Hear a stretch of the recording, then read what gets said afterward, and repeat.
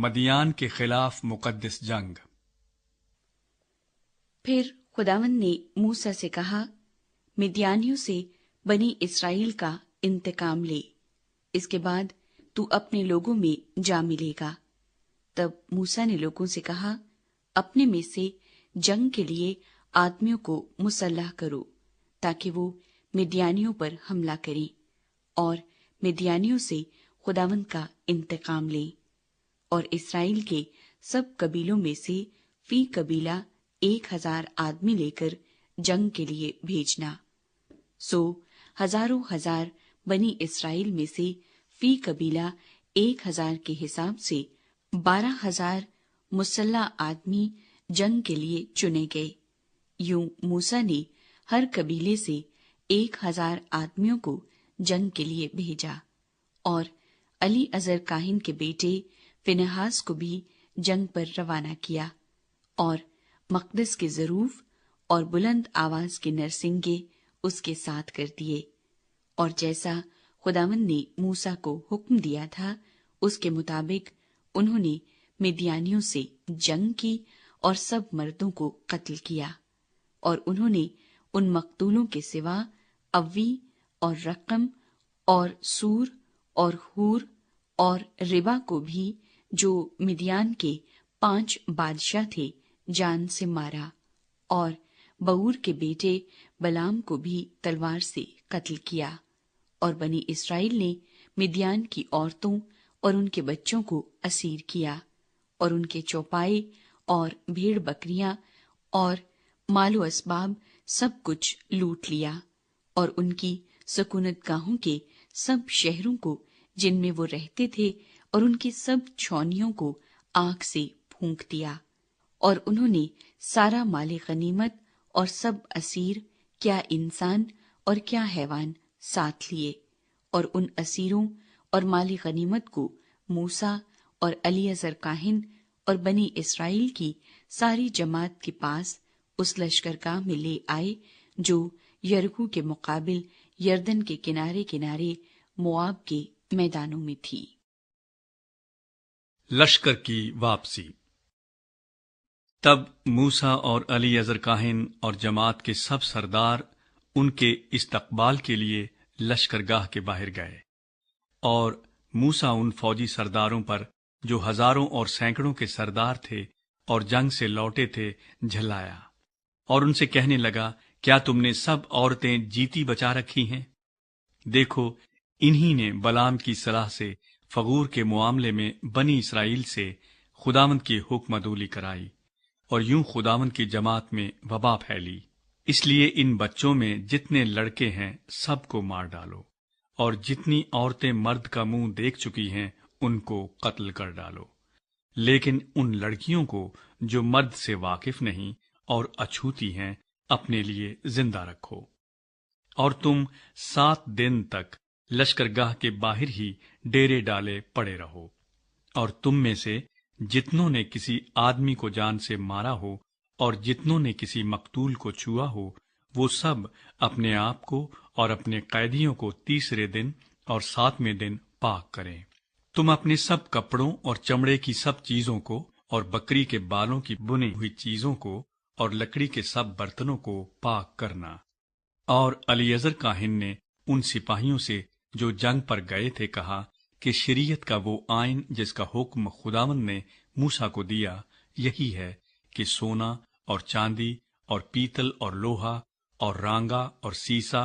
غرض جو کچھ آگ میں ٹھہر سکے وہ سب تم آگ میں ڈالنا، تب وہ صاف ہوگا۔ تو بھی ناپاکی دور کرنے کے پانی سے اسے پاک کرنا پڑے گا، اور جو کچھ آگ میں نہ ٹھہر سکے اسے تم پانی میں ڈالنا، اور تم 7ویں دن اپنے کپڑے دھونا، تب تم پاک ٹھہرو گے۔ اس کے بعد لشکرگاہ میں داخل ہونا۔ مال غنیمت کی تقسیم۔ اور خداوند نے موسیٰ سے کہا کہ الیعزر کاہن اور جماعت کے آبائی خاندانوں کے سرداروں کو ساتھ لے کر تو ان آدمیوں اور جانوروں کو شمار کر جو لوٹ میں آئے ہیں، اور لوٹ کے اس مال کو 2 حصوں میں تقسیم کر کے ایک حصہ ان جنگی مردوں کو دے جو لڑائی میں گئے تھے، اور دوسرا حصہ جماعت کو دے۔ اور ان جنگی مردوں سے جو لڑائی میں گئے تھے خداوند کے لیے، خواہ آدمی ہو یا گائے بیل یا گدھے یا بھیڑ بکریاں، ہر 500 پیچھے ایک کو حصے کے طور پر لے۔ انہی کے نصف میں سے اس حصے کو لے کر علی اذر کاہن کو دینا، تاکہ یہ خداوند کے حضور اٹھانے کی قربانی ٹھہرے۔ اور بنی اسرائیل کے نصف میں سے خواہ آدمی ہوں یا گائے بیل یا گدھے یا بھیڑ بکریاں، یعنی سب قسم کے چوپایوں میں سے 50-50 پیچھے ایک ایک کو لے کر لاویوں کو دینا، جو خداوند کے مسکن کی محافظت کرتے ہیں۔ چنانچہ موسیٰ اور علی اذر کاہن نے جیسا خداوند نے موسیٰ سے کہا تھا ویسا ہی کیا، اور جو کچھ مال غنیمت جنگی مردوں کے ہاتھ آیا تھا اسے چھوڑ کر لوٹ کے مال میں 6,75,000 بھیڑ بکریاں تھیں، اور 72,000 گائے بیل اور 61,000 گدھے، اور نفوس انسانی میں سے 32,000 ایسی عورتیں جو مرد سے ناواقف اور اچھوتی تھیں۔ اور لوٹ کے مال کے اس نصف میں جو جنگی مردوں کا حصہ تھا 3,37,500 بھیڑ بکریاں تھیں، جن میں سے 675 بھیڑ بکریاں خداوند کے حصے کے لیے تھیں، اور 36,000 گائے بیل تھے، جن میں سے 72 خداوند کے حصے کے تھے، اور 30,500 گدھے تھے، جن میں سے 61 گدھے خداوند کے حصے کے تھے، اور نفوس انسانی کا شمار 16,000 تھا، جن میں سے 32 جانیں خداوند کے حصے کی تھیں۔ سو موسیٰ نے خداوند کے حکم کے موافق اس حصے کو جو خداوند کی اٹھانے کی قربانی تھی علی اذر کاہن کو دیا۔ اب رہا بنی اسرائیل کا نصف حصہ، جسے موسیٰ نے جنگی مردوں کے حصے سے الگ رکھا تھا۔ سو اس نصف میں بھی جو جماعت کو دیا گیا 3,37,500 بھیڑ بکریاں تھیں، اور 36,000 گائے بیل اور 30,500 گدھے، اور 16,000 نفوس انسانی۔ اور بنی اسرائیل کے اس نصف میں سے موسیٰ نے خداوند کے حکم کے موافق کیا انسان اور کیا حیوان ہر 50 پیچھے ایک کو لے کر لاویوں کو دیا، جو خداوند کے مسکن کی محافظت کرتے تھے۔ تب وہ فوجی سردار جو ہزاروں اور سینکڑوں سپاہیوں کے سردار تھے موسیٰ کے پاس آ کر اس سے کہنے لگے کہ تیرے خادموں نے ان سب جنگی مردوں کو جو ہمارے ماتحت ہیں گنا، اور ان میں سے ایک جوان بھی کم نہ ہوا۔ سو ہم میں سے جو کچھ جس کے ہاتھ لگا، یعنی سونے کے زیور اور پازیب اور کنگن اور انگوٹھیاں اور مندرے اور بازو بند، یہ سب ہم خداوند کے ہدیے کے طور پر لے آئے ہیں، تاکہ ہماری جانوں کے لیے خداوند کے حضور کفارہ دیا جائے۔